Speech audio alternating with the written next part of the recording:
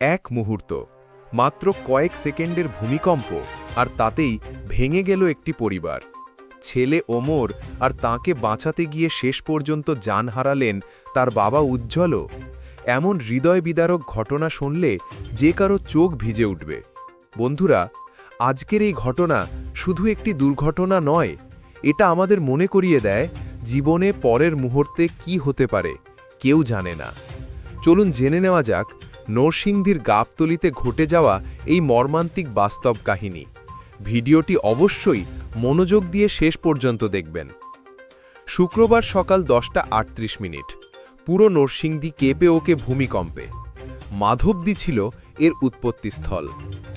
ঠিক সেই সময় বাড়ির ভেতর ছিল মাদ্রাসার হিফজোখানার ছাত্র ছোট্ট ওমর আর তার বাবা উজ্জ্বল, জাতীয় গৃহায়নের অফিস সহকারী। হঠাৎ বাড়ির দেওয়াল ভেঙে পড়ে দুজনের ওপর।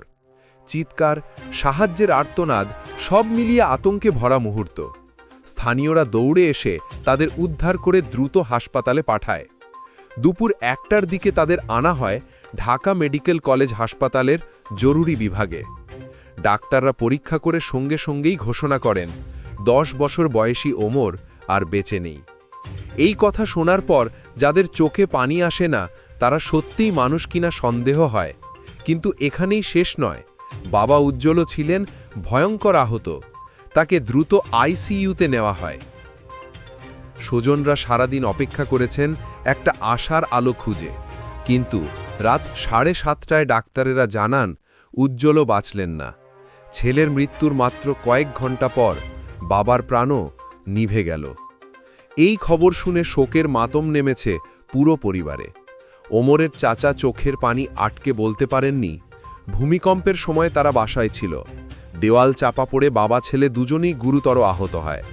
আমার ভাতিজাকে বাঁচানো গেল না, আর আজ রাতে আমার ভাইও চলে গেল। একই দিনে বাবা ছেলে দুজনকে হারানো, এ যেন পাহাড় ভেঙে পড়ার মতো শোক। বন্ধুরা, একটি পরিবার এভাবে নিভে যাওয়ার মতো ঘটনা আমাদের নতুন করে ভাবায় প্রকৃতির সামনে আমরা কতটা অসহায়। এ ধরনের ঘটনায় সতর্ক থাকা জরুরি, আর ক্ষতিগ্রস্ত পরিবারের পাশে দাঁড়ানো আমাদের দায়িত্ব। আপনি যদি এই ঘটনাটিকে নিয়ে ব্যথিত হন তবে ভিডিওটি লাইক দিন, আপনার মতামত কমেন্টে জানান এবং অবশ্যই সাবস্ক্রাইব করুন প্রবাহ 24কে, যেন প্রতিটি গুরুত্বপূর্ণ খবর আপনি সবার আগে পান।